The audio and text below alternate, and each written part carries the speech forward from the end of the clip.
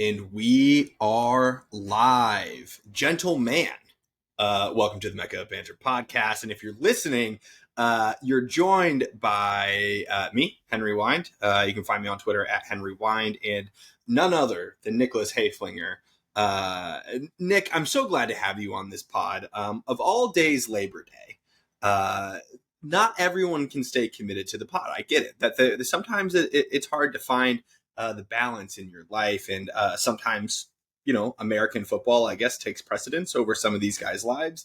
But we're not here to talk about what guys aren't doing. We are here to talk about what we're doing. Nick, welcome to the pod. How are you today? I'm great. Happy to be here. Like you were saying before, Henry, I love talking about footy. Always will. That will never go away. So anytime I can, I will gladly get on here with you, brother. So always happy to talk about it. But I do want to give a shout out over the weekend. My older brother got married. So yes, love that. Applause for him.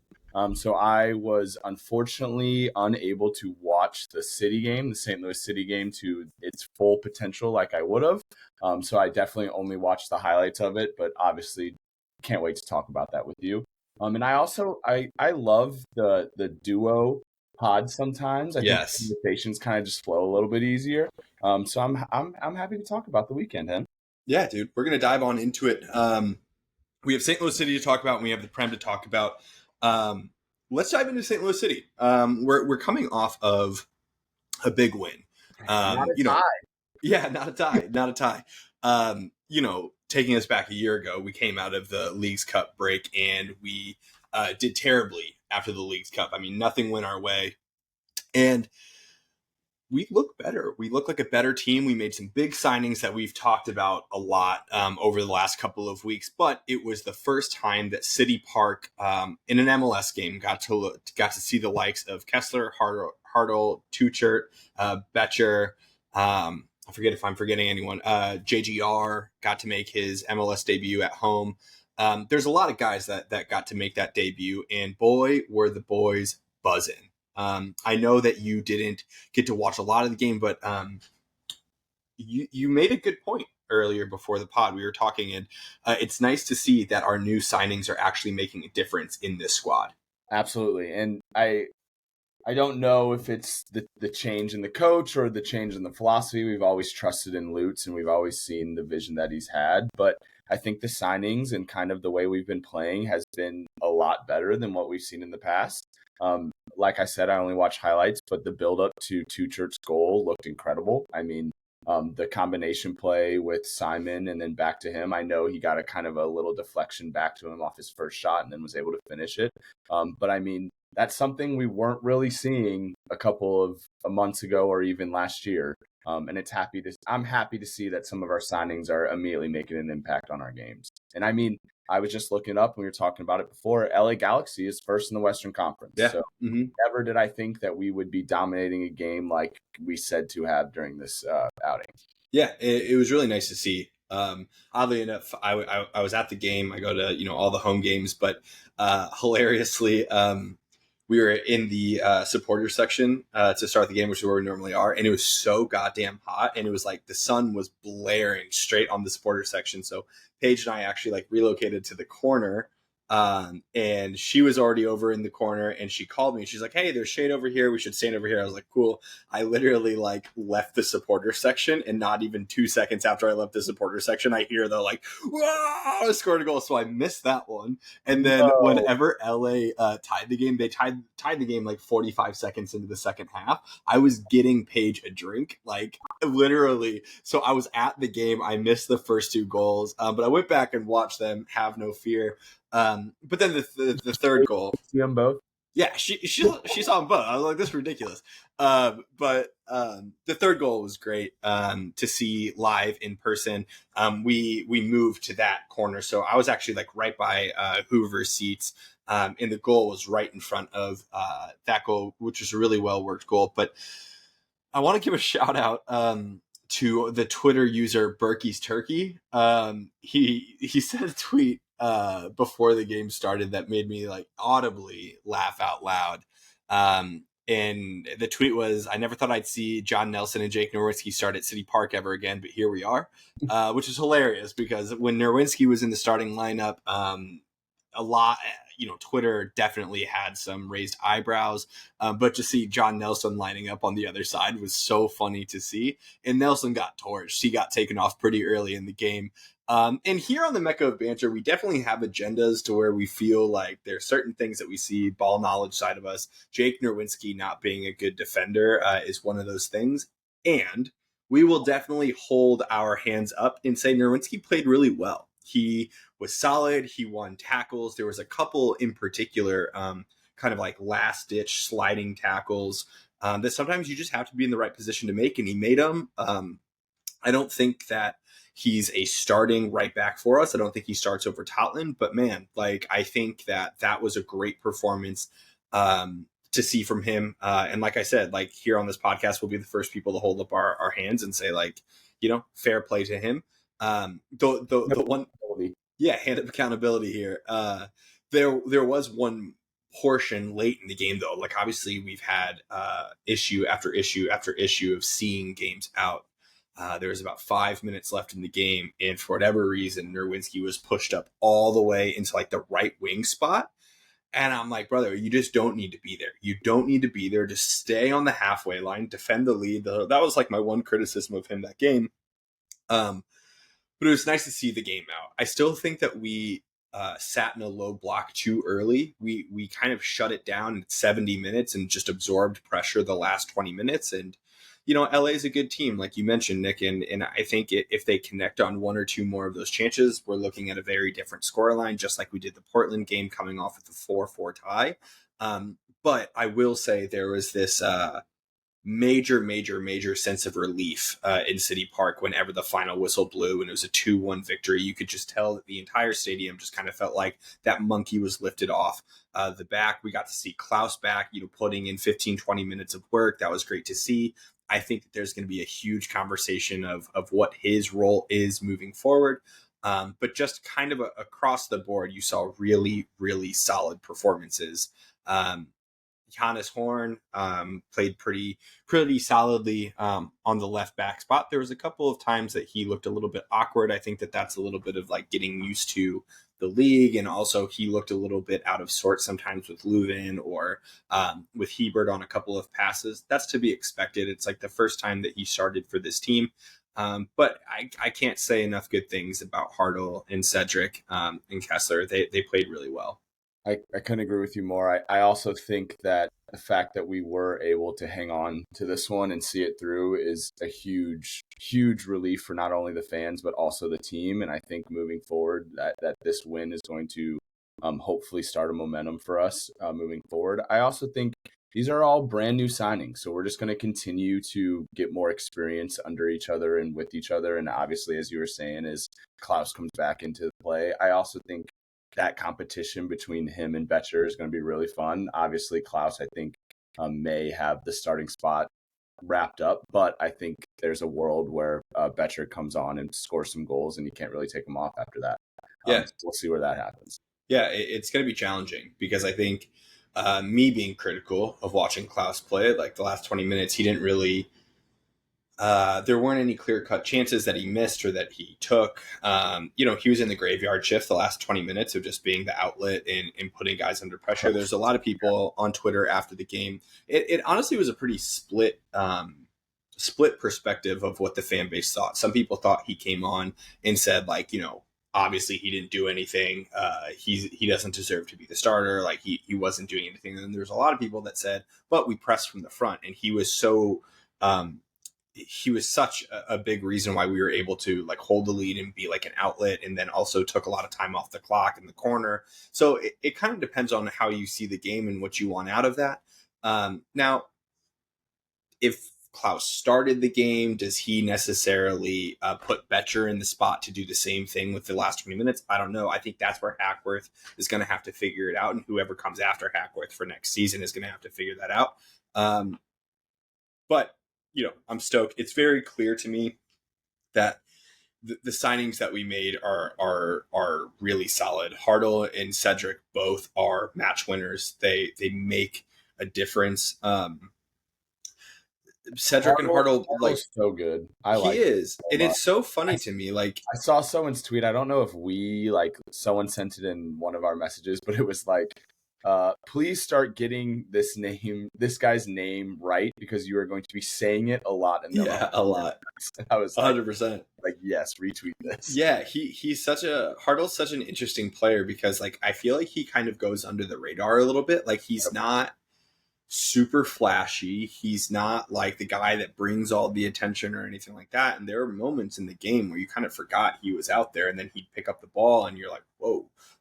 Or there was specifically like 2 or 3 like long balls played into him that his first touch just completely killed the ball. Like, I mean, literally dead stop on a 45-yard ball, and I was like, there's levels, man. There's just levels to it, but he's continuing to like put himself in the right positions. And then Cedric, I think, is just a funny definition of like, it may not always look the prettiest, I know. and he's super unassuming. Like he keeps scoring. He keeps scoring, and he keeps like, there's a reason why he's been successful everywhere that he's gone. He's a great player. He thinks the game really smart, and I just a bulldozer to me. I feel like he's just like stumbling along, and it's like, oh, here's a goal. Think. Yeah, that's a great way of saying it. But you can tell the guys love the two of them. They love the team. It seems like the vibes. Yeah. It seems like the vibes that were here a couple of months ago, where it was so clear how fractured the team was. It seems like the team's really together, which I love to see. So we got a couple days, rest and to turn around. We play again on Saturday. We have an away game against New England Revolution and Tim Parker. So it's going to be a very interesting. Yeah, absolutely. I think Tim starts and Kessler starts. Okay. Do you think we have the same starting lineup as we did? I could see Tottenham coming back in, but other than that, it would be hard for me to change anything. I agree. I also want to give you a shout out. You weren't like completely wrong in that Marco Royce played at City Park, so let's go. Shout out to November of last year. But it's funny. We moved through the entire segment without even talking about Marco Royce, but I think that we dealt with him really well. I think that, there was a couple of moments where he looked dangerous in quality, but in the first half, I could have sworn that he signed for the City Pink because he played almost every single pass in the first half to us. He had so many turns into him beforehand. It's crazy. I was like, holy shit. Like maybe he just wanted to be like a city boy all along. But, in the second half, he kind of like worked himself into the game. He's a great player. He really is. I would be lying to you if I said that I wasn't nervous when he was standing over that free kick from right outside the box. I was like, God damn it. I don't want to see this. I think Berkey was thinking the same. Yeah. When you watch the replay back, he dove so early, and then like he ended up catching the ball like in his stomach. I'm like, he almost missed just from whatever. But I gotta overextend. I do think Ricky Puig is a player that we've talked about for LA Galaxy numerous times. He was out on yellow card accumulation, so he was suspended for that game, and no doubt that was a huge loss because I think in the middle of the field is where they lost the game. 25 minutes into the game, LA started condensing the middle of the park, and for about 25 minutes, we couldn't figure it out. We couldn't connect passes. Leuven was a ghost the last 20 minutes of the first half, not to his anything doing. They were just, taking away all the passing lanes. So I think if they had him there as kind of a metronome, as like that tempo setter, I think it would have been a little bit different, but we'll take the 3 points where we can take the 3 points. And we got a big one on the road against New England. And it will be very interesting to see. I know that Tim Parker was really respected in the dressing room. I know that Tim Parker was really respected in the fan base. I'll be very curious of the reception on the field and if there will be any bit of like weirdness with the guys. We'll see. He gets dunked on. Yeah, bro. I hope that Betcher dunks on him and he just does some shit. Like, yeah. Or like, how crazy would it be if like Kessler scores? Like ahead. Correct. Yeah, that'd be great. I could also see the reverse, and that I could also. We won't go there. I do think that if Tim Parker scores against us, he's going to go full celebration. I don't think that he knee slides and is like, yeah. I don't think he does any of the hand up or whatever. I think he's in it. Yep. But let's talk Prem, bro. There are some big games this weekend, and we're going to start off with you. We had Chelsea and Palace, the 7:30 game on Sunday, which is a weird time, Yeah. but we're going to start there. We're going to come back to the Saturday games at the end of this, but 1-1 draw, Chelsea Palace. Nicholas Jackson with the goal and Eberechi Eze with a beauty of a goal. What were your thoughts on this Yeah. new look Chelsea after the transfer window?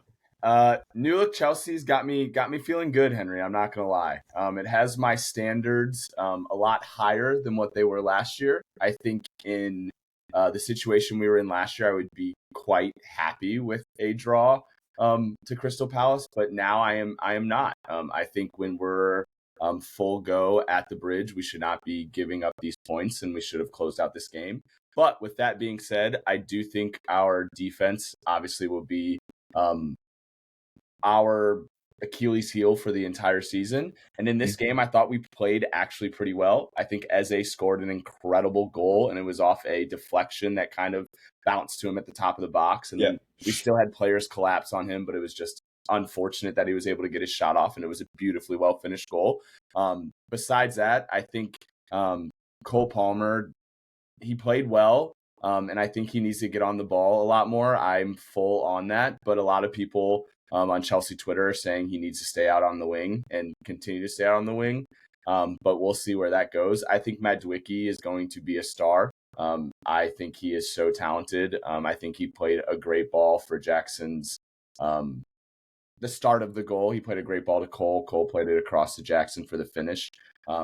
But obviously, once again, like I said before, I really think we should be getting 3 points in this game. I'm happy with any points whatsoever, but I think our new standard moving forward needs to be that at home we don't give away points. I think another thing that I love is the subs that we make. I mean, we're bringing on João Felix and these players that I think could possibly start at other clubs. So that's always a great feeling.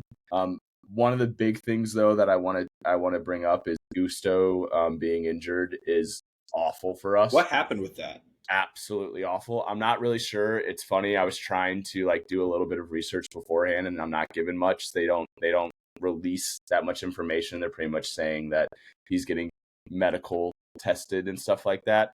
But him going out and Reece being out doesn't really look good for us in the right back position.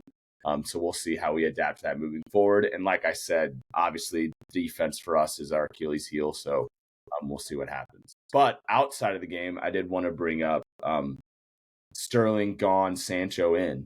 I need to hear your Sancho thoughts. And because we have the two of us on the pod, we have to talk Jadon Sancho. We will. And I think, okay, so if we're talking business. Let's talk about it, bro. Let's talk business. Okay. Obviously, Chelsea has been throwing some cash. Yeah, 100%. That obviously has not been a huge problem for us. Sterling was our highest paid player. What was he paid? $350? $350. Yeah. So us getting him off to Arsenal, I don't know. I need to look into it more. Obviously, this happened. I had a pretty busy weekend, so I didn't get to look into the fine details of all the contracts. I don't know how much Arsenal's paying. Less than half. Contract. Okay. And I don't know how much we're paying of Jadon Sancho's United contract. All of it. Fuck. Great. But I will say, though, at least offloading Sterling a little bit, I think makes me happy because you want me to be honest, I think Jadon Sancho is double the player of Raheem Sterling. Really? We are being completely honest. Really? Oh, yes. I think Raheem Sterling is so much on his decline. It is insane. I think he should be in freaking playing with Ronaldo in Saudi because he should not be anywhere near a Premier League club. I don't think he has it in his legs anymore. And I think Jadon Sancho, once again, I don't know if he starts for us, which it's a lot of money to be paying for someone who's not starting. But where's he on the depth chart, bro? I know. But once again, I'm not going to complain when in the 60th minute we're bringing on Jadon Sancho or Jadon Sancho starting and then we're bringing on João Felix or Neto. I am not going to complain about that. The only person who's behind him in the depth chart at Chelsea is Mudryk. Well, that's an argument. Yeah, so it's either he's last or he's second last in the depth chart. And that's what I was like, whoa, that's crazy. Another thing, obviously, you guys have talked about it a bunch, and it's very public knowledge. He has not been dealing well with United, and their Yeah. fallout has been drastic. So I think it was obviously they wanted to get it done. There was a lot of urgency around it, and Chelsea was just like, "You want to come here? Absolutely. Here's the money." You know what I Yeah. mean? Like, I definitely think that's how it went down. We weren't going to say no to him. I think the Osman trade or the Osman deal kind of fell out, and we were like, Which "Hey, that's crazy too. I know that blows my mind." He's off to like Galatasaray or whatever. Yeah, we're talking about depth on our wings, and we have literally just Nico Jackson up top. Yeah, literally. Like, That's crazy. it blows my mind. We keep buying Yeah. all these wingers, and like, once again, I'm not going to complain because I like the depth, and like I've also said, I think this conference league for us is so big, like so big for us. It gives us the opportunity to feel out these players and these new signings and to find rhythm in some of them, and also see if some of these depth guys are depth guys or if they're starting guys. And I think last year we weren't really able to do that. We were doing that in Prem games, and it was costing us results. And I think now that we have a couple of more games that we can deal with, I mean, how many fucking players we have, like we're now able to keep some of them happy with playing them in these games. So I'm hoping that we'll continue in that league, whatever you want to call it, or in that tie. But also, I mean, we don't have to talk about it, but we lost to this dude. Wits team. I mean, yeah, we advanced, but Jesus Christ, we lose to them 2-1, and I'm just sitting there like, what is going on? It's bad. Yeah. Chelsea is a Chelsea. I'm thankful for Chelsea every day. I count them in my prayers every day because as a United fan, like we need all the help. But okay, I want to say something about the Sterling thing. Okay. Chelsea wins in that because exactly what you said. They offload one of their highest earners, or at least reduce the wages. So they offload that. Chelsea wins. Raheem Sterling wins because he obviously it wasn't going to play at Chelsea. He was very clearly not in the plans. He goes right behind Saka now. He just fits in right behind Saka. And he goes into like a potentially title-winning team. Like that's a huge win.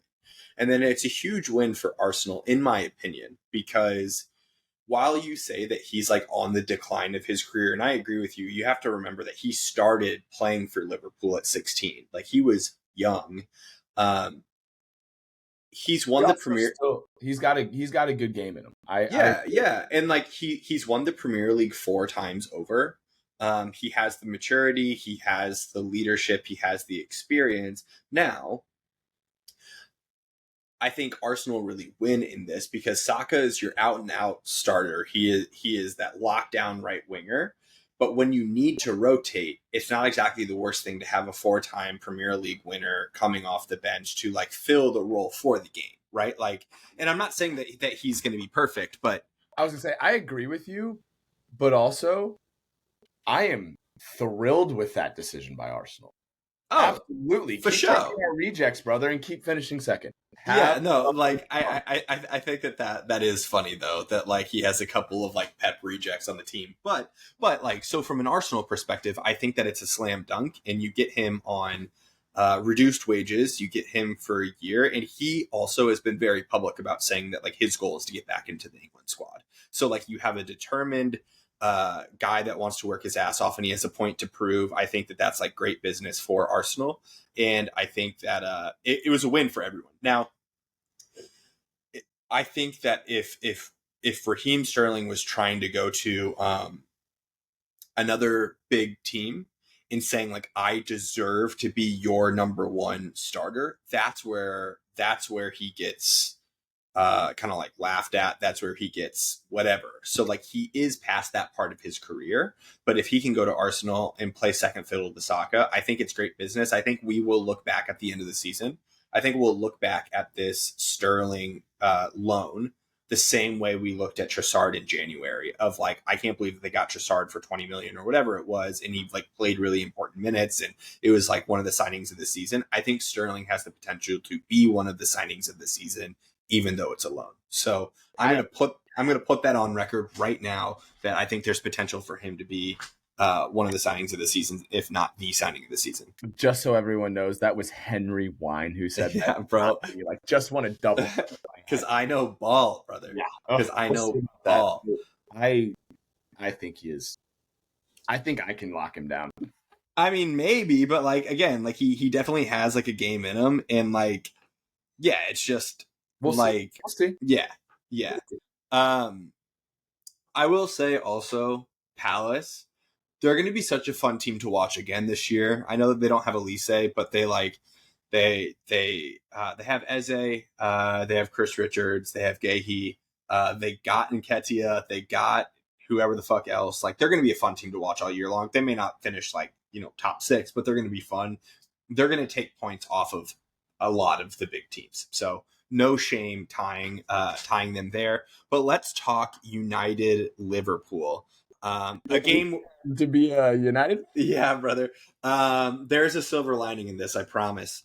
Um, I literally just now got Dobes' statement about United, and I haven't read it at all.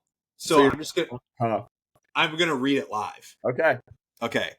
Connor Sindobri official statement. Very simple one. 2 Cassie mistakes led to 2 identical Liverpool goals. Bad turnovers caught in transition. In credit to Liverpool, they were clinical, and that's all this game comes down to. 4 big chances created for Liverpool, 3 goals. 3 created from United, no goals. Never came into this season thinking that we would be successful with Casemiro as our starting 6, mainly because he doesn't have the legs to do it game in and game out. Versus Fulham and Brighton, versus Fulham, not Fulham, versus Fulham and Brighton, there's an argument that he could have been one of the best on the field, but against a team with Liverpool's quality, you get punished. I do think Ten Hag got our setup wrong. Trying to press with Bruno allowed Manu and Cassie to be exposed, and with Casemiro's lack of recovery speed, mistakes will always be extremely costly. Too many mistakes, one bad pass, and our structure was wrong, and Liverpool could play through the lines. This is on Ten Hag. I would have rather Manu and Cassie sit deeper and more compact and be difficult to play through than having Bruno/Xerxes alternate in the false 9 role. Created so many gaps and left our midfield exposed. Surprise, we missed Mason Mount. All that being said, I'm not here for the overreaction. This is the 3rd game of the season. First start for De Ligt, first for Xerxes, and without 2 Cassie mistakes, we go into the half 0-0. 2 Xerxes point blank chances to go in. Who knows where this game ends? There's going to be a lot of pressure on Ugarte to fix our team, but really our entire structure needs fixing, and I do think that Ten Hag is the man to do it. However, I think right or wrong, pressure will mount for Ten Hag if the performances don't improve. We have the proper structure now. He's been back, now he has to deliver. And lastly, fucking bench Marcus Rashford. And then he said, "Feel free to ad lib." I'm not. That was direct. That was right off. So when you get here, that was direct. Yeah. He also added Marco Reus was cheeks. So from the man himself. So a lot to unpack there. It is not lost on me that we just got beaten 3-0 by Liverpool at home. You were talking about how like you're disappointed to have tied at home against Crystal Palace. Like we just got embarrassed 3-0. But I think that Dobes brings up a couple of good points, and I agree. Casemiro, I think that that's going to be one of the last times we see Casemiro in a United shirt in a big game like that, because he just quite simply doesn't have it anymore. Say what you want to say. I have 2 things. Was he an ET sign? Did Erik ten Hag sign him? Technically, he signed him under Ten Hag's tenure, but I don't know how much of it was like Erik ten Hag going out and trying to get Casemiro. Got you. I wanted to know that because like I think he was on his decline. I thought that was a really interesting. Yeah, because remember you want to bring in someone with the experience, and you're asking him to play a position next to a teenager that like can probably hold a lot of the physical ass side of the thing. 2 years ago, we spent the entire summer chasing Frankie de Jong, and then in the last week of the window, we were like Casemiro. Like we didn't go in wanting Casemiro. So regardless, I think that I was just on Cassie while we're on him. Say it. Finish that word. Fouled the second goal. Yeah, that's a toss up. I think it would have been a soft foul, but it's a toss up. I think Anthony Taylor's a wank, so I think that's a foul. Mm-hmm.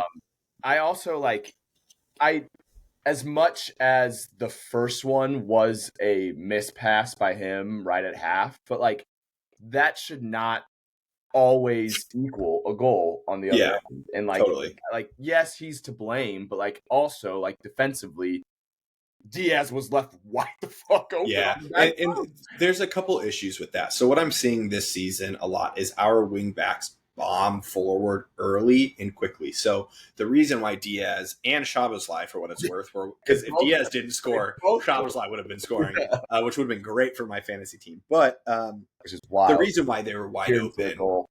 yeah, the reason why they were wide open was because Mazarawi was bombing down the right side because we were expecting like a quick outlet. He was never going to recover that, so like then you leave Delict to cover three guys in the middle, and he took away Jota. Like, it's like you can't mark everyone, so you have to mark someone. And so there is that. But Casemiro, like, you can't miss that ball short. You can overplay it, but you can never miss that ball short. Like, and you know that from the time that you played, CDM. Like, you played a 6 role in college. Like, you also played center back. Like, you can never make that pass short. And unfortunately, that's what he did. So I think that Casemiro is going to be individualized a lot for this performance, and he deserved it because he was really bad. That was one of the worst performances I've seen. But there's a lot of positive, not a lot. There's some positive to take away too. I think Delict came in and played really well. I think that he went toe to toe. The first half specifically, the announcers actually like gave him a lot of props of like he came in, didn't miss a beat. He was going toe to toe with all of Liverpool's forwards. He made a lot of great one-on-one tackles. He was just pretty dominant. Like I love to see that. Him and Martinez are going to be the lockdown pair. The highlights that I saw, I was really impressed by De Ligt's command of the center backs. Like, Yeah, I saw like a couple of highlights, and he was the one like pointing things out, screaming, making people move, and getting yeah, people in position. And to see that from a new signing to immediately come in and do that, that just you got to yeah. feel good I mean, about people that, forget especially like at that position. I mean, he love it. captained Ajax at Yeah. 17. Like, like in the Champions League, he was captaining Ajax at 17 and all throughout that season. So, like, I mean, he definitely has that quality. But Marcus Rashford is such I an was interesting so one. Like excited. like I I was I love Marcus, and I think people on this podcast know that. I've been a huge Marcus fan, but I can't there see, is his jersey still up? no, it's there. It's just yeah, it's Cut off for me. I yeah, it's over was so there. excited that I took it down. No, it's still over there. It's still over. You can see the corner of it. No, it's there. I'm wearing the Marcus Rashford like Nike collaboration right now. I have Marcus Rashford's soccer ball down there. He's Yeah. my guy. And Henry, he is not playing well. He's not playing well, and No. it's really sad to see, and it's really hard to see. Like because on one hand, like if I'm going to defend him for a second, through the first 3 games of the season, he's created more chances, more big chances than anyone else in the Premier League through 3 games. Like, but we've also Is missed. that fact? Yeah, he All right, I'll have created to look he that. created 2 big chances. This last game against Liverpool, he created 2 the first game. Remember how Garnacho missed that like I remember sitter that at the end one. of the so there was that one, and then he had 2 big chances in the second game as well. So like he's created more big chances than anyone else in the Prem. And so like if someone finishes those, we're talking about 6 assists, Marcus Rashford 3 games in. So there's fine margins, but the across the whole body of work, it's just not looking good, bruv. It's just really not looking good. And I think It's I getting think to that the point where is it bad performances or is he just not that good? what I'm coming to terms with, and I kind of said this last year, but I've thought about it a lot over the last 24 hours. But I think when he was dealing with some back injury stuff at the end of the season, his like 33 goal season, so he was dealing with some back injury stuff because you remember like he slowed down the last like 3 months of that season. Like he didn't score as much the last 3 months. I don't think he's ever been the same player since. I think that whenever he was going through that back injury, I think he lost his pace. I think that he lost what made him so electric. Because when you look at some of these highlights that he had from the last several seasons when he was running at guys, I mean, I'm talking like blistering pace, like kind of like what the fuck am I supposed to do against this guy pace? You watch those often at night? Yeah, yeah. I But see Henry. I can just picture just you and like like like Marcus the Rashford meme, highlight, yeah, like like the rain meme, background, and yeah, he's the meme of Wolverine looking at the picture frame, and it's literally just like, yeah, Marcus Rashford things. But like, what made him so dangerous is like just that unpredictability of the speed, and the pace, and whatever. And he just doesn't have that anymore. And like, you're watching him receive the ball in a one-on-one, going up against Connor Bradley or Trent, on the right side, which both of those, like, to their credit, are starting for Liverpool, whatever. But like, Trent's an go awful defender. but go take that guy on. And Yeah. you're watching him not do it and not engage and not do this stuff. Like, I just don't think he has that pace anymore. And he doesn't necessarily like have the His like confidence is gone. yeah, like when I think about like Riyad Mahrez, for example, he was quick. Don't get me wrong. He was definitely fast. He was definitely quick.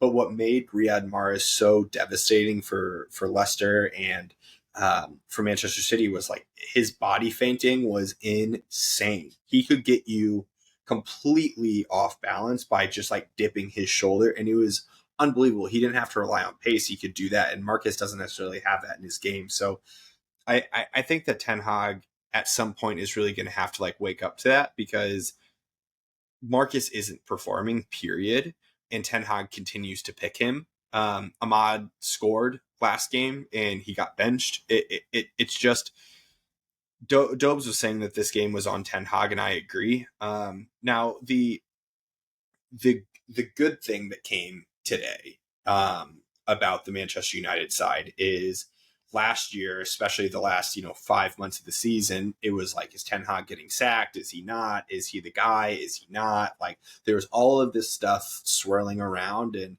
after the 3-0 defeat against Liverpool, Twitter was a fucking war zone about how Ten Hag is a fraud and he's not this and he's not that. And I was like sitting there like reading Twitter, being like, yo, I can't. We're 3 games into the season, like, relax. And I know that you never want to have lost your opening 2 of 3 games, but at the same time, like, we're playing against some really quality opposition, and I don't think we need to overreact. I loved today that Omar Barada and Dan Ashworth both came out in interviews today saying like, hey, Eric Ten Hag is our guy. We back him 100%. He was dealt a really difficult hand the last 2 years. Now he has the support that he needs with the structure in place to where he's going to show everyone the quality that he has. I love that. I love that they came out and said that. Because as a fan, that's what you want. And I imagine that Eric Ten Hag, that's what he needed after that game as well. So I just love that we're going into international break now, that United doesn't play until the 14th of September. And we already know that like Ineos is like all in on Ten Hag. Now, Ten Hag has to start performing. I was going to say, at what point is this now them being like, all right, dude, totally your last one? Like, totally. And I think that's what it will be. I think that if like shit doesn't get fixed, like he'll be gone by Christmas. Like if it doesn't get fixed, or like I could also see like him getting one more window now that we cleared so many of the guys. We still have some pretty glaring holes in our team that we need quality depth, but we got to start seeing some progression here. We got to start seeing some results. It's funny, I didn't even really think about it until you literally said 2 years, and I was like, holy shit, he's really been here for 2 years. Like, at what point is it like, all right, it's now it's not your early stages anymore. You've been here a little bit. It's now on you to get some results, get the identity back, and get us going.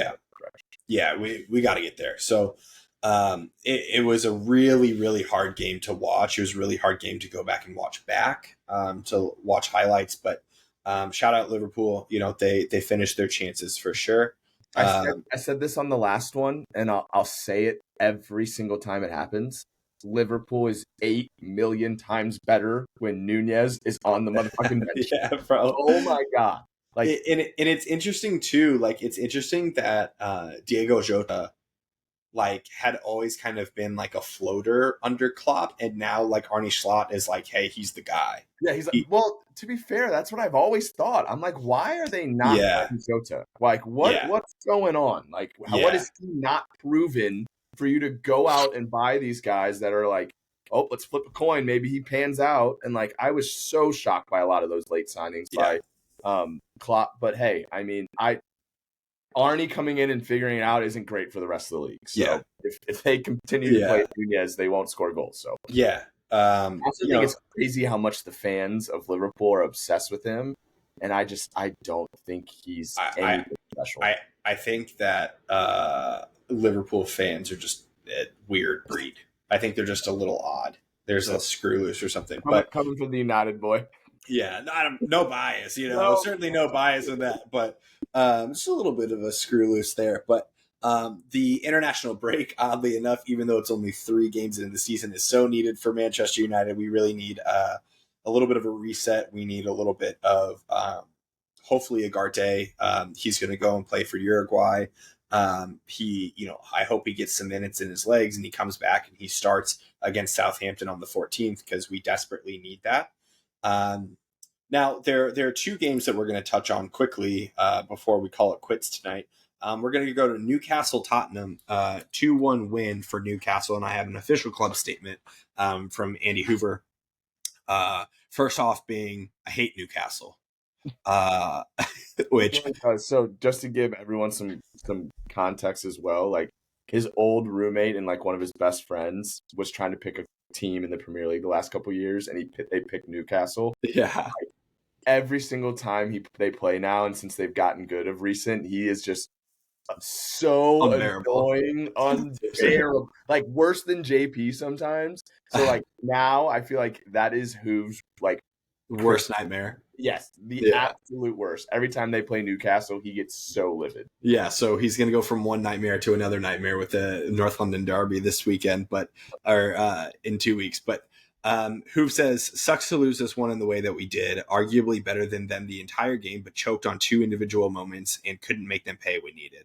Looks like that will be the story of this season. Ange Ball is awesome until you don't take your chances. Second match this year where that was the case. At the end of the day, St. James is a terrible place to play, and this was a better result than the last few. We move on. I think that that's a level-headed approach to it. I think Spurs are going to like live and die by the sword of Ange Ball this season. I think when they look good, they're going to look really good, and when they miss their chances, they're going to really miss their chances. So, not much to comment too much on this one, other than I hope that the North London Derby in 2 weeks is going to be electric. Which brings us into Arsenal for the first time this season, dropping major points, and Not shocked at all. yeah, so they tied Brighton 1-1. And the story of the game is really surrounding Declan Rice. Declan Rice got sent off with 2 yellow cards. First one was, in my opinion, a very reckless tackle. The Very much so. Very much so, and two, being fair, he did not connect studs up, shin high, anything like that. It just Toes were down. yeah, the toes were down, but it was just a reckless tackle. Like, Very late. It was him last ditch effort. yes, very deserving of a yellow card. And when that happened, I was a little bit like, that feels a little uncharacteristic of Declan Rice. Like, that just felt weird of him to do. But then a little bit later, he gets a foul. He gets a foul. Uh, or I guess he fouls the defender. Yeah. The defender, tries to take a quick free kick, and instead of just letting the free kick happen, he hits the ball out of bounds slightly, but hits the ball out of bounds, which delays the restart, which by rules and definition is an immediate yellow card, and he gets sent off. A couple minutes after the sending off, Brighton equalize, and then that is where the game ends at a 1-1 tie. So, Nick, my question for you is, do you think that that was worthy of a second yellow? Do you think it was too soft, or do you think that the ref got it spot on? Here's what I think. Say I think that ref is a wank. Do I think by rule and by definition he kind of got it right? Yes. But the goalie is only supposed to hold the ball for 6 seconds or else it's a yellow Yeah. card. That doesn't happen every single time either. I also think the situation of the game, like it's a ref trying to make an impact. And it's something that I talk about a lot that I absolutely hate. By no means should that ever be a red card. Like he knew that it was going to be the second yellow and then would be a red to then completely change the outcome of that game. And Yeah. I don't think it was fair because like in that game, we saw a throw in get thrown away by Ciao, Pedro. João Pedro and no card given. So I think that the inconsistency of that call and him giving a yellow to then make it a red is absolutely ridiculous to me because one, I think when it is a yellow, truly when it is a yellow is when it's stopping a break or an obvious momentum swing for that team, because you know how many times I've been told to front the ball, Yeah. run up and front the ball and just stand in front of that ball just to Yeah. slow it down a little bit. And like defensive third, they weren't doing anything. It's not like they were on a break. The guy rolls it to Declan's foot. And like any soccer player, if the ball's rolled to your foot, you're not just going to like walk away and like Yeah. nothing happened. And like, I think even if the guy makes contact with the ball, let's say Declan doesn't touch it, he's still kicking Declan in the legs. Which Like, he did. Yeah, he yes, kicked and him straight in the leg. I think, yes, I mean, and obviously we talked about it in our group message, like by rule, all that BS. But like, I think that is such bullshit. Comparison for me is like the whole gimme rule in golf. Like, if you're not giving me a gimme, like you're just a wank, and I don't want to golf with you anymore. Like, yeah, I understand the whole, but like, I think the refs, like, I would never want that ref to ref my game now moving forward, because if he's going to call that, then like he clearly doesn't know like the flow of the game and how impact that has on it. I think it was a horseshit call. I mean, at the end of the day, Declan Rice is a dirty player, and he just no, I As a fan, I was thrilled for the red. Oh my God, was I so happy. I was like, oh, dropping points, and now Declan, one of their most important players, is out for the North London Derby, so they'll probably drop points there again. I'm thrilled for that. But yeah, I think that's huge. Purist, that ref's a wank. Yeah, I think, taking my bias aside, what I would have preferred to see in that moment is the ref stopping the game, pulling Declan over and being like, hey, yo, you're on a yellow. Like, you're on a yellow. That very well could have been a second yellow for doing that. Don't be a fucking idiot. That's what I would have preferred to see. But at the end of the day, like, just like you said, you made a point really well of like, by definition and by rule, that is technically a second yellow. And there is the inconsistency of the throw in being kicked away or whatever it was earlier in the game, and that wasn't called. So, you know, there we are using the consistency word again when it comes to referees. But I would have preferred the ref pulling Declan aside and saying like, hey, chill. Because now that is the big impact of the North London Derby of not having Declan Rice. And do I think that Arsenal still have the firepower to, make a midfield of Odegaard, Party, and Mikel Merino's out for 2 months, so definitely not him. But Jorginho? Yeah, Jorginho coming back, masterclass. But like coming off the bench, what is going on? Sure, it's going to make for an interesting game because Declan Rice is such a big part of that team. But I would have preferred the ref to pull him aside and say like, "Hey, you got kicked in the leg there. You deserved it." So yeah. And one other thing, and this is just funny, and not that many people will get it, but like I immediately texted Dobes and was like, "Imagine that happening to Dobes and his reaction to a referee."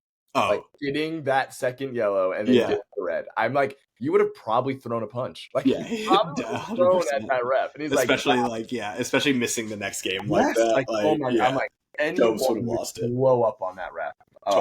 Totally. That wasn't good. But it's going to have a big impact, no doubt. So yeah, Arsenal dropped 2 points. They come away with a tie because we also have that team called Manchester City who just continue to roll. Erling Haaland is a freak. Alien. Yeah, he's at 7 goals for the season. It was funny.